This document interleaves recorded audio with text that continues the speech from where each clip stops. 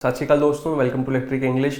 Electric story वो कैब YouTube की तीसरी क्लास है। वैसे मंजिल व्याच की 31वीं क्लास है जो कल हुई सी। ये एक इंटरस्टिंग शब्द किया जिसके बेसिस से P++ भी काफ़ी बार क्वेश्चन पूछता रहता है। तो मैंने लगता भी मैं चलो मैं यूट्यूब पर डिस्कस करूँगा क्योंकि काफ़ी इंटरस्टिंग है, थोड़ा बहुत सारी चीज़ सीखने को मिलूगी, प्लस एग्जाम के लिए भी इंपॉर्टेंट है।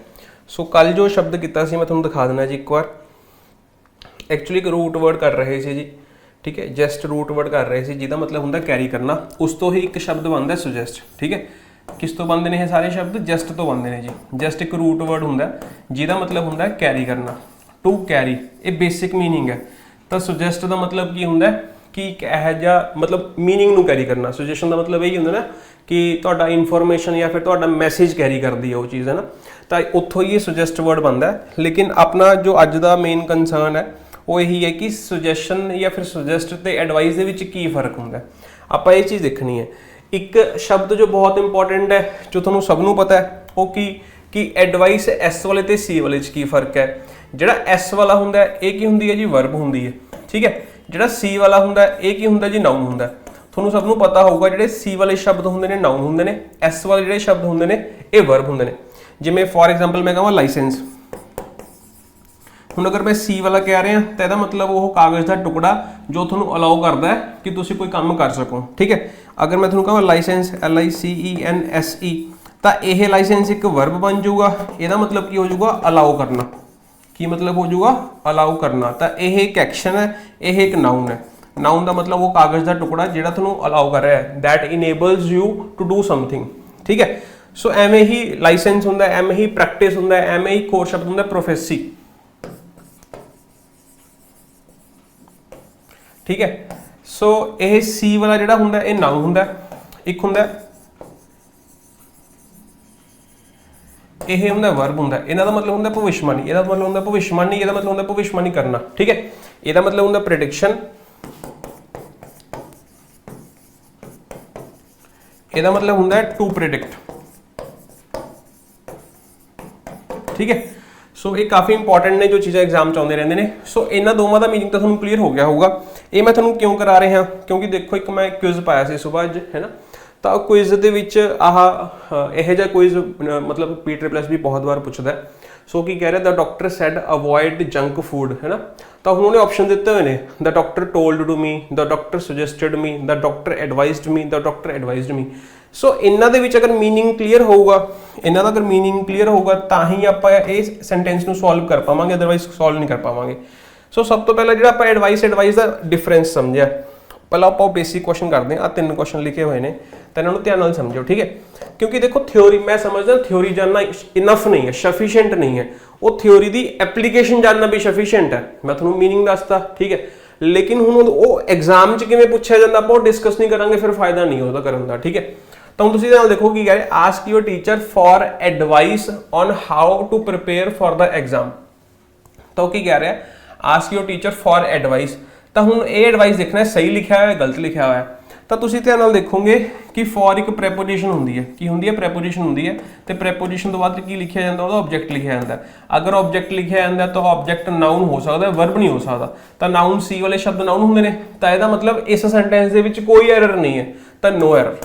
इस चीज़ का ध्यान रखना सी आपां, ठीक है। Second sentence, we were advised to seek a legal advice. हुण आ भी सेंटेंस लिखा हुआ है। हुण देखो ने की कहा है, वी वर एडवाइज्ड, तो यह हेल्पिंग वर्ब होगी, यह मेन वर्ब होगी, है ना। वर्ब की तीसरी फॉर्म होगी, पैसिव स्ट्रक्चर लिखा हुआ है। तो सानू एडवाइस किया गया, तो यदा मतलब वर्ब एस वाला लिखा सी, बिल्कुल सही लिखता है एडवाइस, ठीक है। एडवाइज्ड, एडवाइज्ड की करना एडवाइस, है ना। हाँ, वी वर एडवाइज्ड, सानू एडवाइस किया गया कि तुसी कोई लीगल एडवाइस ले लो किसी की, है ना। सीक का मतलब लैना। तो हम देखो सीक वॉट एडवाइस। तो देखो जो आह एडवाइस लिखा हुआ है इस सीक वर्ब का की है, ऑब्जेक्ट है, की एक ऑब्जेक्ट है। ऑब्जेक्ट का मतलब यह कि एक नाउन है। अच्छा, ये नाउन है तो सी बिल्कुल सही लिखा हुआ है। हुण तुहानूं ये पता होना चाहिए कि जो एडवाइस नाउन हुंदा है, जो एडवाइस नाउन हुंदा है अनकाउंटेबल नाउन हुंदा है, तो ये नाल कोई आर्टिकल का यूज़ नहीं कर सकते। तो हुण तुसीं देखो ने की क्या आ लीगल एडवाइस, तो आर्टिकल यूज़ कर लिया उन्हें। आर्टिकल किहदे लई यूज़ कर लिया? एडवाइस के लिए। सो इस करके आर्टिकल गलत हो गया, तो आंसर की आ जू बी, ठीक है। तो क्वेश्चन किवें भी आ सकता है, मेरे कहने का मतलब यह सी, ठीक। तीसरा सेंटेंस, हुण ये भी बहुत अच्छा सेंटेंस है। अगर तुहानूं मतलब प्रीफिक्सिस सुफिक्सिस समझ आते हैं जो कि मैं काफ़ी बार समझाने की कोशिश भी की है कि जिवें मैं थोड़ा लिखा टीच एक वर्ब लिखी है ना, तो इस वर्ब के नाल तुसी एबल शब्द ला लिया। एबल शब्द अपने आप दे विच की हुंदा एडजेक्टिव हुंदा, एबिलिटी नाउन हुंदा, एबल एडजेक्टिव हुंदा। अगर तुसी एबिलिटी शब्द लिखोगे ठीक है, तो एबिलिटी की है नाउन है, ही हैज द एबिलिटी ठीक है, लेकिन एबल एक एडजेक्टिव है। I am tall, I am happy, I am rich, I am able. तो एबल का मतलब की है कि मैं उस काम करने दे योग्य हाँ। आई एम कैपेबल ठीक है, कैपेबल भी प्योर बनता है। सो एबल जो है अगर तुसी किसी वर्ब के नाल ला देने हो है ना, तो वह एक एडजेक्टिव तैयार हो जाता है। की हो जाता है? एडजेक्टिव तैयार हो जाता है।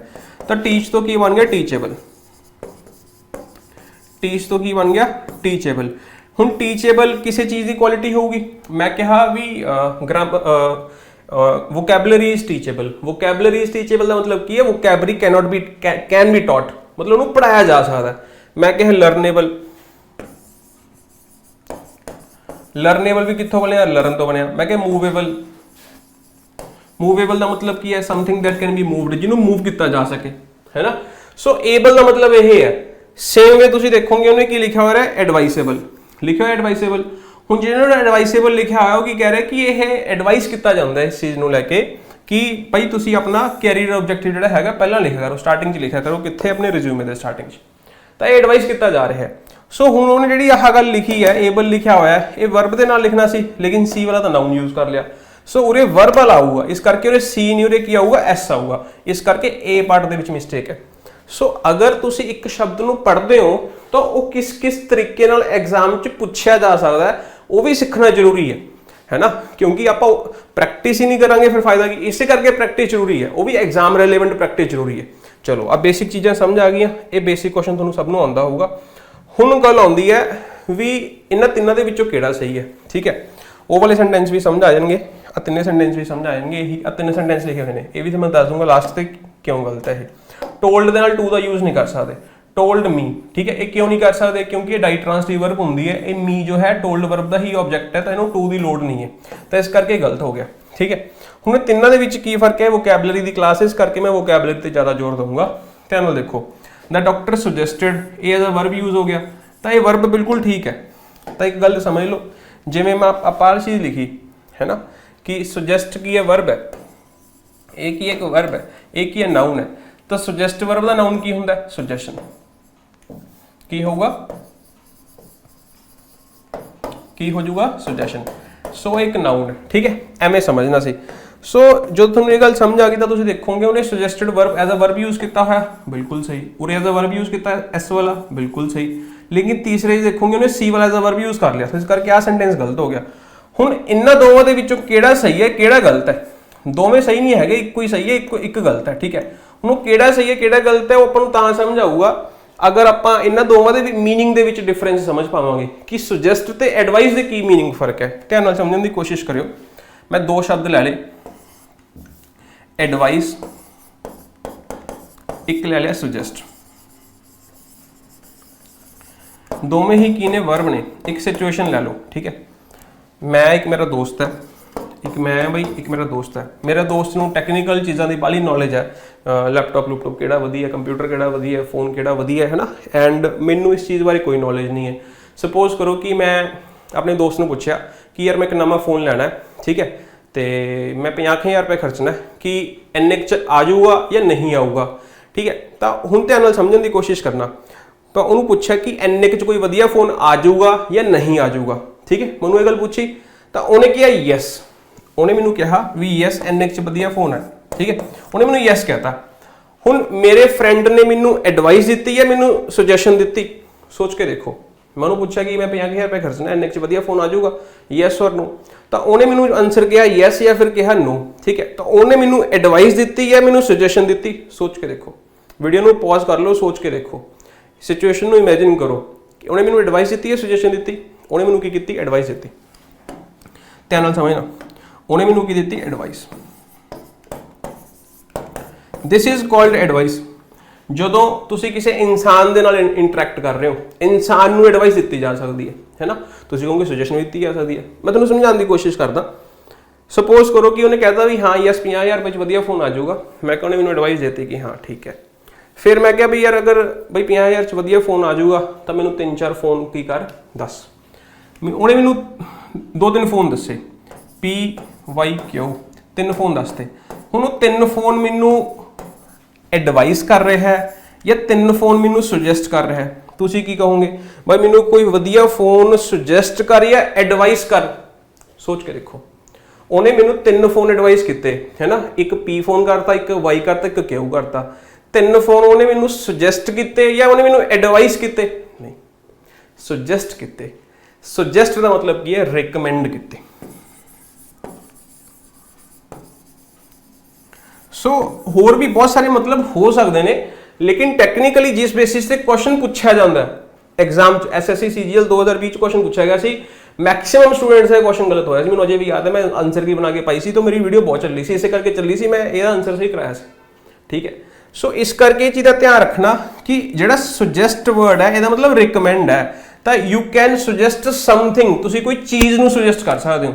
ਤਾਂ ਸੁਜੈਸ਼ਨ ਦਾ ਜਿਹੜਾ ਲਿੰਕ ਬਣਦਾ ਉਹ ਥਿੰਗ ਦੇ ਨਾਲ ਬਣਦਾ, ਐਂਡ ਐਡਵਾਈਸ ਦਾ ਜਿਹੜਾ ਲਿੰਕ ਬਣਦਾ ਹੈ ਪਰਸਨ ਦੇ ਨਾਲ ਬਣਦਾ। ਠੀਕ ਹੈ, ਇੰਨੀ ਗੱਲ ਜਦੋਂ ਸਮਝ ਆ ਗਈ ਤਾਂ ਹੁਣ ਮੈਂ ਤੁਹਾਨੂੰ 2 ਆਪਸ਼ਨ ਪੁੱਛਣਾ ਕਿ ਐਡਵਾਈਸ somebody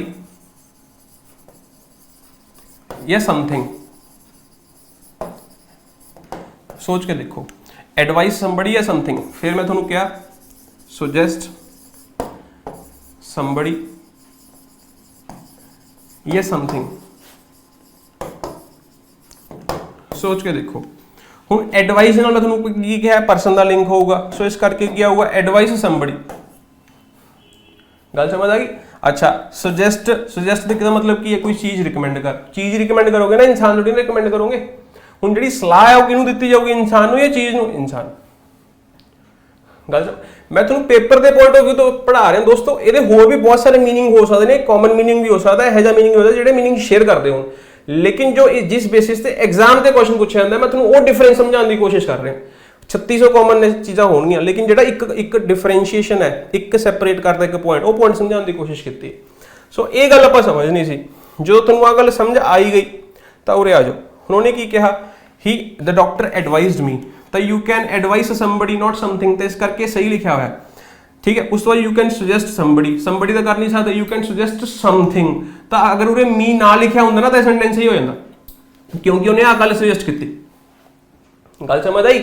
ਸੋ ਇਸ ਚੀਜ਼ ਦਾ ਧਿਆਨ ਰੱਖਣਾ ਸੀ। ਸੋ ਆਪਾਂ ਨੂੰ ਪਤਾ ਲੱਗ ਗਿਆ ਕਿ ਸੁਜੈਸਟ ਨਾਲ ਕੀ ਨਹੀਂ ਲੱਗ ਸਕਦਾ? ਸਮਬਡੀ ਨਹੀਂ ਲੱਗ ਸਕਦਾ। ਬਾਕੀ ਇਦੋਂ ਵੀ ਡਿਟੇਲ 'ਚ ਇਹਨੂੰ ਸਮਝਾਇਆ ਜਾ ਸਕਦਾ, ਲੇਕਿਨ ਮੈਨੂੰ ਲੱਗਦਾ ਕਿ ਤੁਹਾਨੂੰ ਉੱਪਰੋਂ ਗੱਲ ਸਮਝ ਆ ਗਈ ਵੀ ਆਹ ਗੱਲਬਾਤ ਹੈ। ਸੋ ਇਸ ਕਰਕੇ ਇਹ ਸੈਂਟੈਂਸ ਥੋੜਾ ਗਲਤ ਹੋ ਜੂ, ਆਹ ਸੈਂਟੈਂਸ ਕੀ ਹੋ ਜੂ? ਸਹੀ ਹੋ ਜੂ। ਤਾਂ ਇਸੇ ਕਰਕੇ ਜਿਹੜਾ ਇਹ ਕੁਇਜ਼ ਅੱਜ ਪਾਇਆ ਸੀ ਸੁਬਾ, ਇਸ ਕੁਇਜ਼ ਦੇ ਵਿੱਚ ਜਿਹੜਾ ਸਹੀ ਆਪਸ਼ਨ ਹੈ ਸੁਜੈਸਟਡ ਮੀ ਗਲਤ ਹੋ ਗਿਆ, ਐਡਵਾਈਸ ਇਹ ਤਾਂ ਵੈਸੇ ਹੀ ਗਲਤ ਹੈ, ਇਹ ਵਾਲਾ ਸਹੀ ਹੋ ਗਿਆ, ਤਾਂ D is the right answer. I hope ਕਿ ਯਾਰ ਤੁਹਾਨੂੰ ਇਹ ਚੀਜ਼ ਸਮਝ ਆ ਗਈ ਹੋਊਗੀ। ਬਾਕੀ ਜਦੋਂ ਤੁਸੀਂ ਕੋਈ ਵੀ ਵੋਕੈਬਲਰੀ ਦਾ ਸ਼ਬਦ ਸਿੱਖਣ ਦੀ ਕੋਸ਼ਿਸ਼ ਕਰਦੇ ਹੋ ਤਾਂ ਉਹ ਵਧੀਆ ਤਰੀਕੇ ਨਾਲ ਸਿੱਖਿਆ ਕਰੋ। ਤਾਂ ਹੁਣ ਜਿਵੇਂ ਆਪਾਂ ਜੈਸਟ ਤੋਂ ਸ਼ੁਰੂ ਕੀਤਾ, ਜੈਸਟ ਦਾ ਮਤਲਬ ਕੈਰੀ ਕਰਨਾ, ਸੁਜੈਸਟ ਦਾ ਮਤਲਬ ਤੁਹਾਡੀ ਇਨਫੋਰਮੇਸ਼ਨ ਜਾਂ ਤੁਹਾਡਾ ਮੈਸੇਜ ਕੈਰੀ ਕਰਨਾ ਹੈ ਨਾ। ਤਾਂ ਸੁਜੈਸਟ ਤੋਂ ਹੀ ਆਪਾਂ ਥੋੜੇ ਸ਼ਬਦ ਹੋਰ ਸਿੱਖ ਲਏ, ਐਡਵਾਈਸ ਸਿੱਖ ਲਿਆ, ਫਿਰ ਆਪਾਂ ਸੀ ਵਾਲਾ ਸਿੱਖ ਲਿਆ, ਫਿਰ ਆਪਾਂ ਸੁਜੈਸ਼ਨ ਦੇਖ ਲਿਆ, ਉਦੋਂ ਬਾਅਦ ਫਿਰ ਆਪਾਂ ਉਹਦੇ ਐਗਜ਼ਾਮਪਲਸ ਵੀ ਕੀਤੀਆਂ। ਐਗਜ਼ਾਮਪਲਸ ਨਾਲ ਹੀ ਕਲੈਰਿਟੀ ਆਉਂਦੀ ਹੈ। ਠੀਕ ਹੈ, ਜਿਵੇਂ ਆਹ ਚੀਜ਼ ਕੀਤੀ, ਫਿਰ ਆਪਾਂ 3 ਸੈਂਟੈਂਸ ਵੀ ਕੀਤੇ, ਫਾਈਂਡ ਦ ਐਰਰ ਵੀ ਹੋ ਗਏ ਨਾਲ ਦੀ ਨਾਲ। ਤਾਂ ਇਸੇ ਤਰੀਕੇ ਨਾਲ ਸਿੱਖਿਆ ਕਰੋ। ਬਾਕੀ ਜਿਹੜੇ ਸਟੂਡੈਂਟਸ ਡਿਟੇਲਡ ਵੇ ਨਾਲ ਸੀਨੀਅਰ ਅਸਿਸਟੈਂਟ ਦੀ ਤਿਆਰੀ ਕਰ ਰਹੇ ਨੇ ਜਾਂ ਹੋਰ ਕਿਸੇ ਵੀ ਤੁਸੀਂ ਐਗਜ਼ਾਮ ਦੀ ਤਿਆਰੀ ਕਰ ਰਹੇ ਹੋ ਤਾਂ ਲਾਈਵ ਕਲਾਸਿਸ ਚੱਲ ਰਹੀਆਂ ਨੇ। ਹੁਣ ਤੱਕ 27-28 ਕਲਾਸਿਸ ਹੋ ਚੁੱਕੀਆਂ ਨੇ, ਲਗਭਗ ਜਨਵਰੀ ਤੱਕ ਇਹ ਬੈਚ ਚੱਲੂਗਾ। ਤੁਸੀਂ ਬੜੇ ਵਧੀਆ ਤਰੀਕੇ ਨਾਲ ਰਿਕਾਰਡਿੰਗ ਵਗੈਰਾ ਸਾਰਾ ਕੁਝ ਮਿਲ ਰਿਹਾ, ਇੰਗਲਿਸ਼ ਦਾ ਬੈਚ ਹੈ, ਤਾਂ ਬੜੇ ਵਧੀਆ ਤਰੀਕੇ ਨਾਲ ਜਨਵਰੀ ਤੱਕ ਇਹ ਬੈਚ ਖਤਮ ਕਰ ਦਾਂਗੇ। ਉਦੋਂ ਬਾਅਦ ਤੁਸੀਂ ਰਿਵੀਜ਼ਨ ਵੀ ਕਰ ਸਕਦੇ ਹੋ। ਠੀਕ ਹੈ ਜੀ, ਥੈਂਕ ਯੂ।